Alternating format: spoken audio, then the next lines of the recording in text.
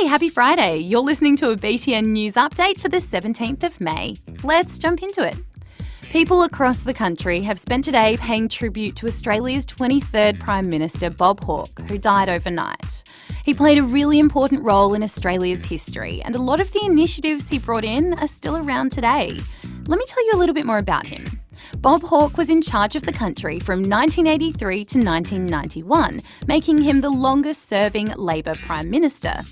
While he was in the job, he made some big changes to the way Australia traded and the way the economy worked. One of his most well-known legacies is something you would have heard of, Medicare, which gives Aussies free or more affordable healthcare. He also changed Australia's national anthem from God Save the Queen to Advance Australia Fair. Mr. Hawke was known for being a bit of a joker. I tell you what, any boss who sacks anyone for not turning up to die is a bum.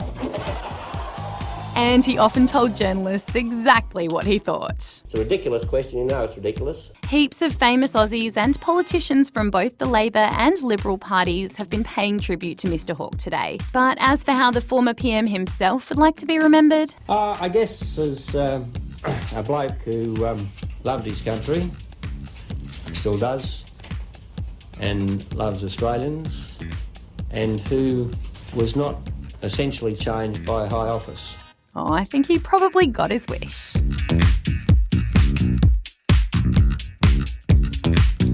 Now from former Prime Ministers to future Prime Ministers. The federal election is finally here.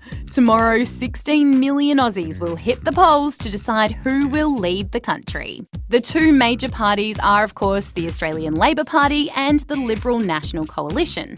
That means either Labor leader Bill Shorten or Liberal leader and current Prime Minister Scott Morrison will be in Australia's top job after Saturday's vote. Then you've also got a bunch of minor parties like the Greens, One Nation and the Centre Alliance also up for votes. And members of all of those and more have spent the past few weeks campaigning. But you might have noticed there haven't been so many political ads on TV in the past few days. In fact, none at all. And that's because Australia has a campaign blackout from the Wednesday before the election all the way up until the last polling booth closes. And hey, I'm guessing most people are pretty okay with having a break from it all. Now, if you're booting up Minecraft today, make sure to sing a quick happy birthday because it's just turned 10. Yep, the game was officially launched on this date way back in 2009. And let's just say it became pretty popular. It's the second highest selling game of all time, one of the top streamed games on YouTube, and right now it has around 90 million active players. To celebrate the occasion, Minecraft released a new map for gamers, which is kind of like a theme park with rides, puzzles and museums containing some of the game's history. Oh, how cool is that?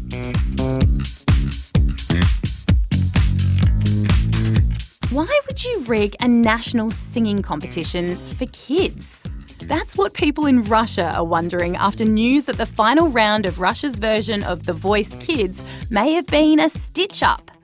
Mikhaila, who's the daughter of Russian millionaires, won after receiving way more votes than anyone else in the comp.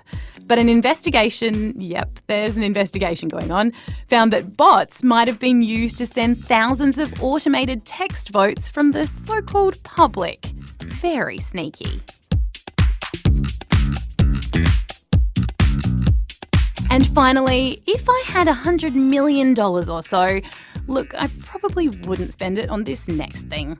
It's a 1 metre tall steel cast of an inflatable rabbit, which looks, well, very much like it sounds. It's by an American artist, Jeff Koons, and it's just broken the record for the world's most expensive sculpture made by an artist that's still alive. Koons became famous in New York in the 80s, and he's known for making big, specky steel sculptures of mostly ordinary things, like big, colourful balloon animals. Check them out, they're actually kind of cool. His silver rabbit, made in 1986, just sold to an anonymous buyer at an auction house in New York for a cool $132 million. Wow, I'd just love to see what else that person has in their house. And that's all the news I've got for you this week, but don't you worry, I'll be back with more next week. Have an awesome weekend.